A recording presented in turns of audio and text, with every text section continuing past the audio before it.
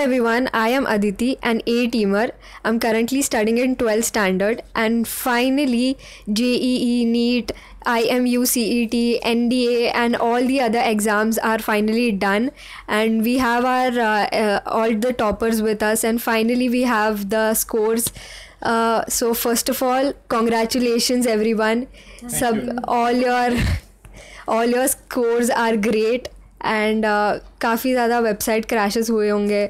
मेरे तो 10th के टाइम पे हुए थे, मतलब काफ़ी देर बाद रिज़ल्ट आया होगा, बट जो भी हो फाइनली रिज़ल्ट आ चुके हैं. तो सो फर्स्ट ऑफ ऑल साइली दीदी, all India rank 1047 with 673 out of 720 marks. इतना अच्छा स्कोर, इतना बड़ा स्कोर कैसे कर लिया आपने? मतलब इतना अच्छा कैसे? स्कोर तो ठीक ठाक ही था, मतलब मेरे तरफ से उतना पढ़ा था मैंने, लेकिन सबसे ज़्यादा तो 95% NCERT का ही आता है. मतलब एक या दो क्वेश्चन मिला के कुछ बाहर का आता है, और वो भी बाहर का इतना बाहर का नहीं होता, वो NCERT के कॉन्टेक्स्ट से ही होता है, थोड़ा रिलेटेड ही होता है. कि अगर तुझे कोई टॉपिक डिटेल में जानना है NCERT का, सब डिटेल में नहीं होता, तो तू थोड़ा सर्फ करेगी इंटरनेट पे तो तू जान सकेगी कि कैसे बाहर के क्वेश्चंस आएंगे. तो तुझे बहुत सारे रेफरेंस बुक देखने की भी ज़रूरत नहीं है, कुछ कुछ ही देखने की ज़रूरत है जिनके MCQ क्वेश्चंस थोड़े ट्विस्ट करके आते हैं, तो तू समझ सके कि तेरे सिली मिस्टेक्स ना हो बस. तो आप कहना चाहती हो कि NCERT ही सोल है, बस NCERT ही करना चाहिए.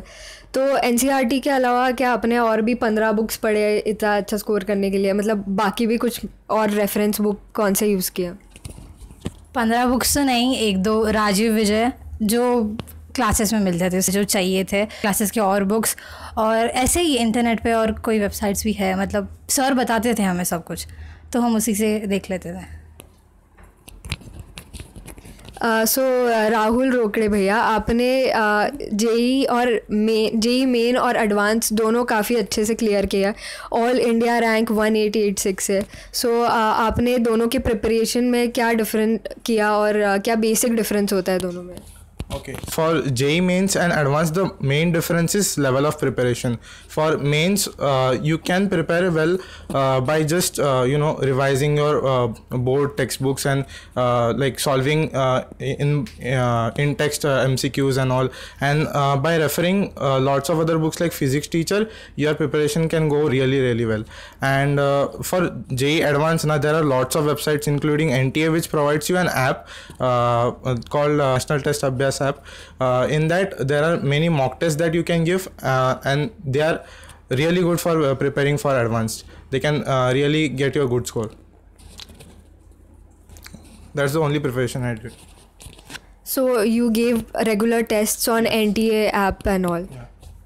Yes, I gave regular tests on, and I focused mainly on my boards strategies and how I scored in them, what were my level of thinking, and with that I cracked it.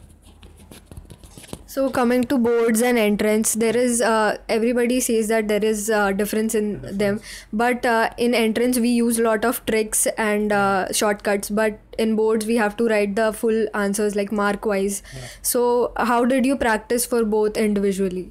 Okay.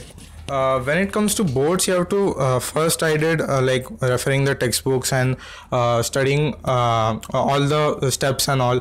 But for entrance now, all you need to grasp is the formulas and only the like main parts, like what are the definitions and all. You need to understand the definitions and get the formulas clear, and only they are enough for like entrance preparation. As long as your basics and formulas are clear, you can still do well in JEE mains. So anybody else wants to add on this? I would also like to add that अगर आप वो entrance कर रहे हो, entrance में आप concept clear कर रहे हो और आप बोर्ड्स की तैयारी करने जाते हो, तो बोर्ड्स में बस क्या बचता है, एक diagrams, calculations and mostly theorems बचता है, डेफिनेशंस. समित सर बोलते हैं अगर पाइथागोरस थ्योरम एंट्रेंस में भी सेम है और बोर्ड्स में भी सेम ही रहेगा, कॉन्सेप्ट सेम ही है, उसका कुछ डिफरेंस नहीं है. बस in entrance you use the shortcut and in boards you derive it.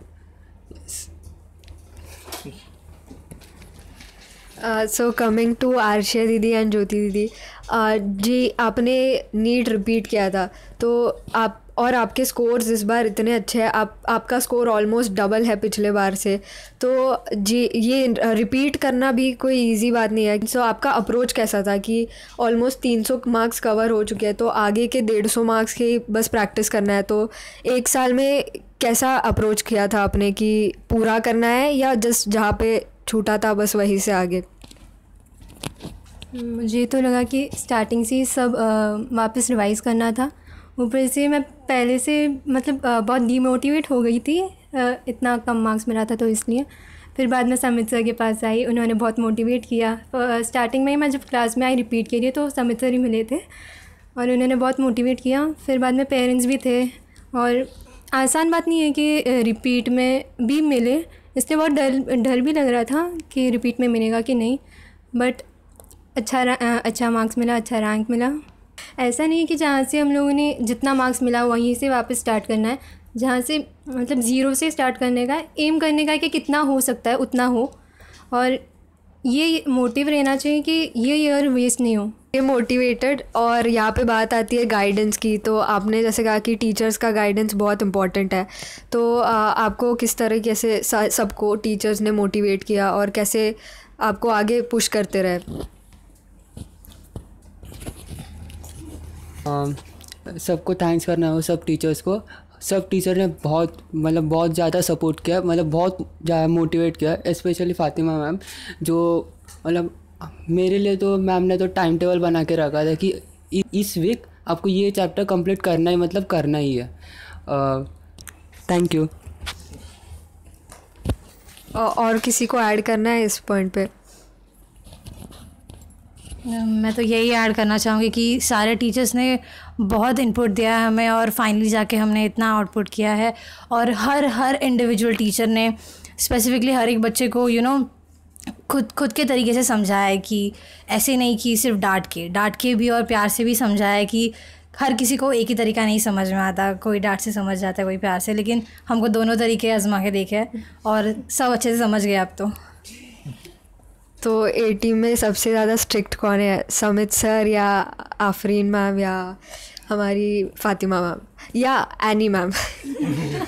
सबसे ज़्यादा स्ट्रिक्ट तो एनी मैम है, मैं बता दूँ, सबसे ज़्यादा स्ट्रिक्ट एनी मैम है। सेकेंड नंबर पे समित सर आता है, और उसके बाद थोड़ा धीरे स्ट्रिक्टनेस कम होते जाता है बाकी टीचर्स का।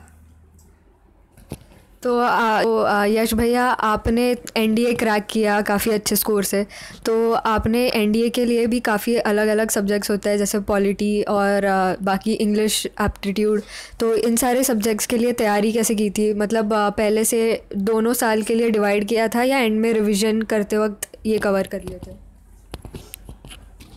एनडीए 3 सेक्शन में डिवाइड रहता है, mainly maths, English and general ability test. तो हमको तीनों सेक्शन में मिनिमम 35% से प्लस स्कोर करना रहता है। उसमें क्वेश्चन ज़्यादा रहते, तो हमें ये करना रहता है कि ज़्यादा से ज़्यादा क्वेश्चंस राइट अटेम्प्ट करें, क्विकली करें, जो लेंदी है उसको और आता है तो मार्क करके बाद में छोड़ दे। उसमें number of questions that are correct matters. और इंग्लिश और फिर जनरल एबिलिटी में ये ज़रूरी नहीं कि आपको सब आए, उसमें जो सेक्शन आपके स्ट्रॉन्ग है उसको अच्छे से स्ट्रॉन्ग करें और बाकी के बेसिक्स क्लियर करें तो आप इजीली कर सकते हैं उसे। और ये डेली न्यूज़पेपर पढ़े तो उससे फ़ायदा हो। और एनडीए का एसएसटी पार्ट मेनली 9-10 के सिलेबस का ही रहता है, तो आपने ये नहीं कि पहले कुछ नया पढ़ रहे हो, वो आपने पढ़ा रहता है, उसको खाली आपको अच्छे से हर रोज़ थोड़ा थोड़ा रिवाइज करना रहता है। ए टीमर्स है जिन्होंने आपके लिए कुछ सवाल भेजा है, जैसे मिसबा, सानिया और नमिता ने पूछा है कि मेंटली हेल्दी कैसे होना चाहिए इस टाइम में, और लॉकडाउन में जो भी फ्रस्ट्रेशन है इन सबको कोप अप करते हुए कैसे करना चाहिए? आई एम श्योर हर किसी का अलग अलग तरीका होगा इस टाइम में मेंटली स्टेबल और हेल्दी रहना, सेन रहना। मैं यूजुअली ऑडियो बुक सुनती थी, और मेरे घर पे भी है 1-2 बुक्स, मैं वापस वही पढ़ती थी क्योंकि अच्छा लगता था वापस पढ़ने में। और आई थिंक हर किसी का अलग अलग तरीका है, तो वो अपना शेयर करना पसंद करेंगे। मेंटली फिट रहना फर्स्ट चीज़, ओवर थिंक मत करो, कुछ जो है वो है। अगर आपने पहले जो किया वो आपको याद नहीं, मतलब आपको ऐसे लग रहा है कि आपका टाइम वेस्ट हुआ है, तो आप उसे लेके मत बैठिए, आप उसे लेके अपना और टाइम मत वेस्ट कीजिए। Start over it again from a scratch. So as Prathamesh said, we should be focused at our aim. Like for example, I want to become a game developer, so I am focused on my computer science engineering, and I know कि एक ना एक दिन तो exam देना ही है, and I have to score well. So we have to मतलब I was really focused on my studies कि मतलब करना ही है करके. We should not think about the lockdown and all, क्योंकि after all सबके लिए condition same है and everyone has to study. So that was the thing in my mind कि study करना ही है, and that's how I stayed motivated. So focus is very important, and staying dedicated to your aim is the must you should do. Also, there should be an outlet for your frustration. Like Saili Didi used to listen to audiobooks and reading books and everything. You should find a way. Niyati has asked for Saili Didi that how did you schedule your plan for like weekly, daily basis goals or weekly goals? How did you manage? I did both. और ये मैंने शुरू में नहीं किया था, इसलिए मैं शुरू में मेरे मार्क्स भी अच्छे नहीं आते थे। जब सर ने बोला कि प्लान करो कि ये आज ख़त्म करना है, ये इतना वीक में ख़त्म करना है, तब मैंने प्लान करना शुरू किया। और मैं वीकली बेसिस पे भी प्लान करती थी कि एक वीक में इन 7 चैप्टर्स का मैं टेस्ट दे दूँगी खुद से, मतलब ये सारे 7 चैप्टर्स कंप्लीट हो जाएंगे, कवर अप हो जाएंगे। और डेली में भी कि हाँ इतने 30 MCQ सॉल्व करने, फिजिक्स के तो करने, इतने MCQ सॉल्व करने तो कर लेंगे, मतलब वो रिवाइज़ होते रहता है और वो लिंक भी नहीं टूटती।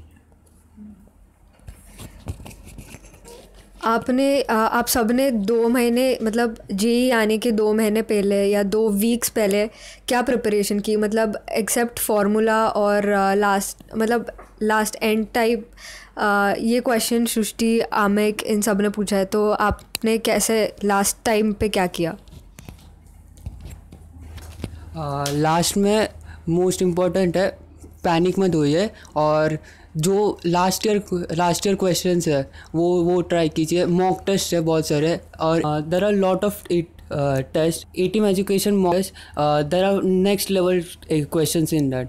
हाँ, बेसिकली भर के टेस्ट, जो जितना हो सके उतना प्रैक्टिस करो, क्वेश्चंस प्रैक्टिस करो, और देखो कि आप कहाँ गलत हो रहे हो।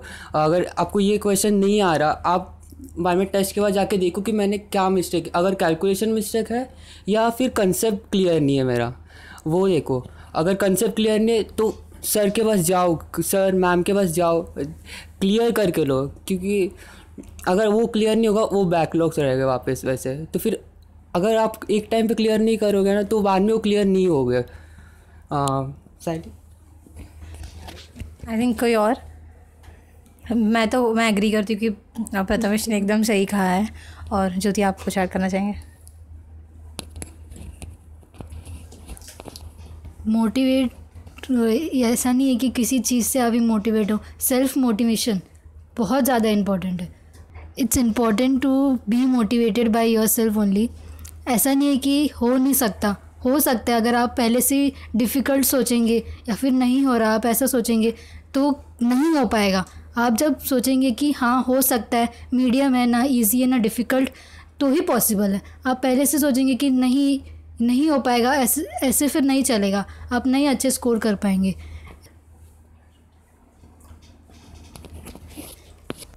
स्ट्रेस करने से कुछ सॉल्व नहीं होएगा। स्ट्रेस करने से जो याद है वो भी भूल जाते हैं। उससे अच्छा अगर आपको स्ट्रेस हो रहा है तो आप अपनी कोई हॉबीज़ है वो करो, वो भी आगे जाके कुछ काम में आएंगी।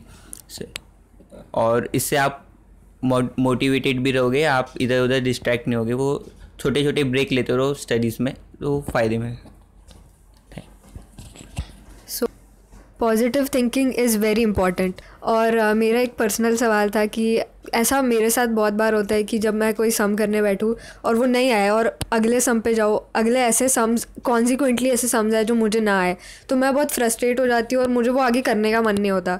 तो ऐसा आपके साथ भी हुआ होगा, तो आप कैसे डील करते हो इसके साथ?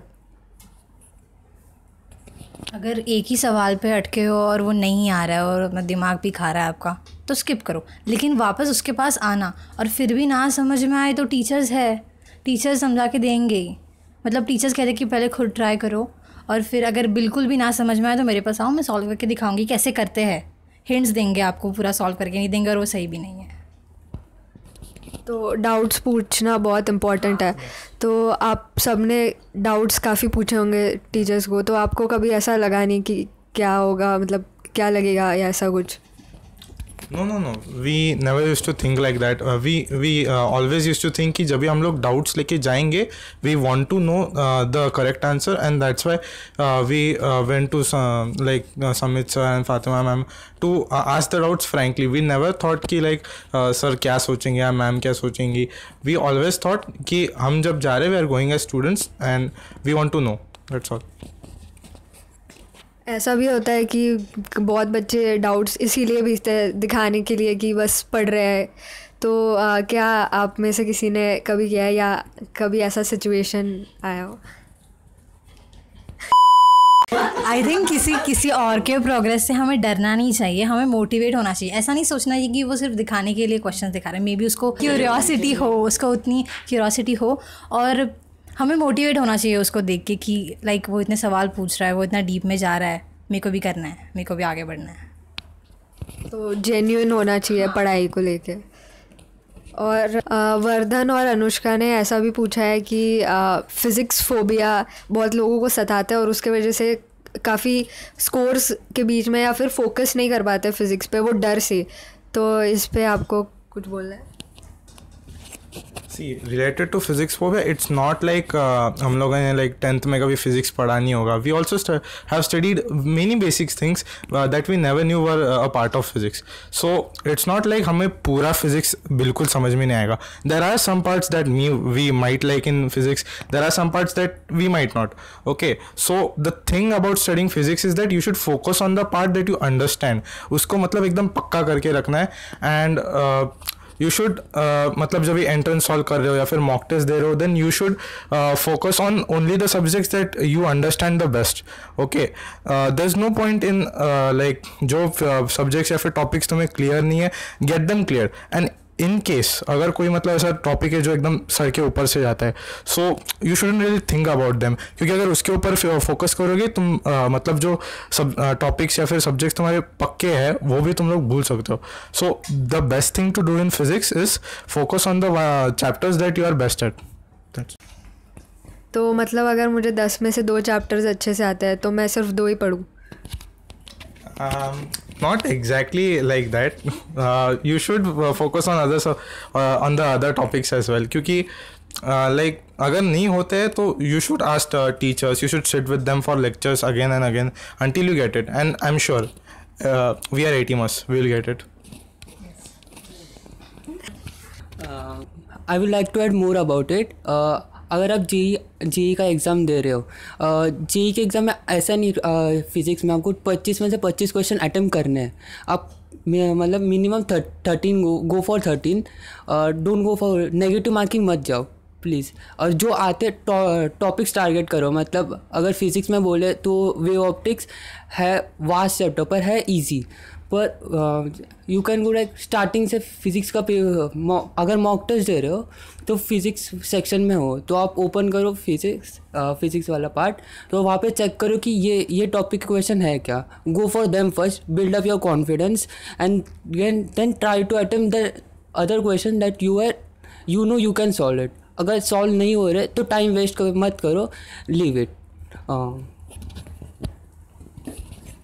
तो फिज़िक्स में टीचर्स का भी काफ़ी इम्पॉर्टेंट रोल है कि जो आपको टॉपिक्स नहीं समझ में आए वो उन्होंने आपके डाउट्स क्लियर किए और सब किया.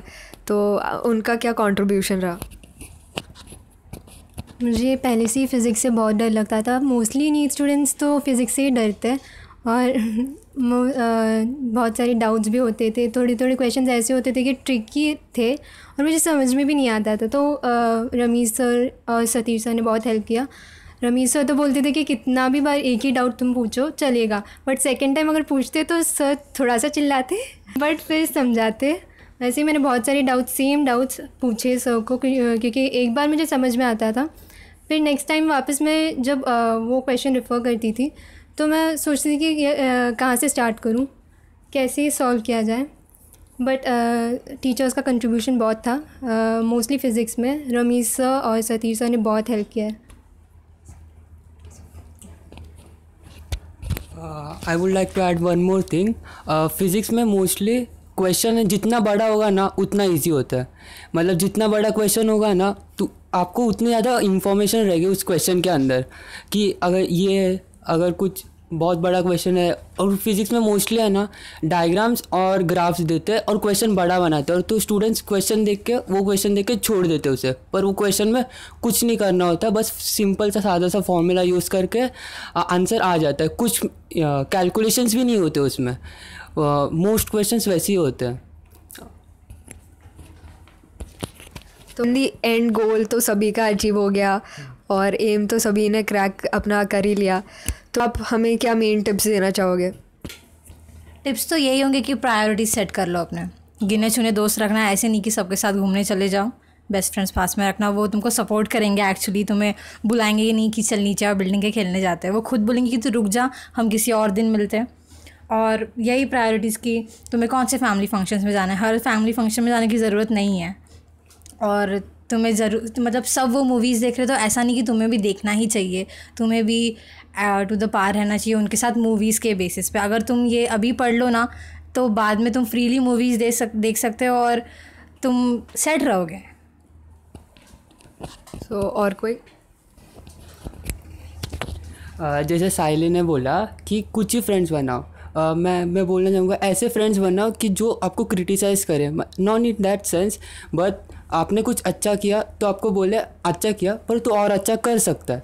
और अगर कुछ गलत किया तो ऐसा बोले तूने गलत किया, अरे ठीक है पर एक्सेप्ट कर कि तूने वो गलत किया है। हाँ में हाँ मिला है। ओवर कॉन्फिडेंट नहीं रहना है मतलब किसी चीज़ के लिए, बस और कुछ नहीं। और कोई ऐड करना चाहेगा? अपना टाइम टेबल सेट कर लो कि कितने टाइम में कितना पोर्शन कंप्लीट करने का है, और खेलने कभी जाना है या फिर कभी अपना लेजर टाइम स्पेंड करना है और कैसे करना है। तो आपकी ए टीम में सबसे बेस्ट मेमोरीज कौन सी रही? मेरा बेस्ट मोमेंट तो फातिमा मैम का बर्थडे, बहुत एंजॉय किया था बहुत, और क्या डेकोरेट किया था क्लासरूम को। So one of my best memories I would like to add in Fatima ma'am's birthday also. Like everyone was having really fun. We were dancing and singing. It was all fun and games, and I also did I did show my beatboxing skills as well, and yeah, it was fun. और कोई? और मैं ये बताना चाहूँगी कि अगर Fatima ma'am ने बहुत ज़्यादा सपोर्ट किया है। मतलब अगर फ़ातिमा मैम नहीं होती ना तो मेरा पीसीएम भी कवर ही नहीं हो पाता। मैंने मैथ्स तो एंड के 2 या 3 महीने में पूरा मैथ्स कवर किया, वो भी मैम ने मुझे हफ्ते में 2 बार 3 या 4 घंटे बिठा के बस। मतलब मैं सबके साथ क्लास में नहीं बैठती थी, मुझे सेपरेटली मैम ने सिखाया, वो भी इतने फास्ट स्पीड में और इतना अच्छे से कि मैंने 2 महीने में पूरा मैथ्स कवर कर लिया था। May I add also? Yes, Fatima ma'am also did help me a lot क्योंकि JEE के first attempt में my like chemistry and physics was good, but my main problem was with maths. So in this within like 2 or 3 months, ma'am did help me a lot in the doubt solving and helping me, and that's why in second attempt I was consistent and got really good score in maths.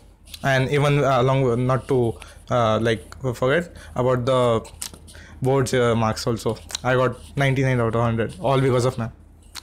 And so मुझे bio में बहुत ज़्यादा help मिली है।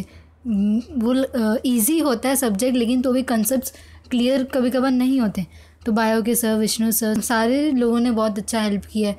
बहुत अच्छे doubt solving हुए हैं multiple times. एक डाउट कितने बार भी पूछे वो ज़रूर क्लियर करके देते हैं, इसलिए डाउट ज़रूर पूछना। Someone add?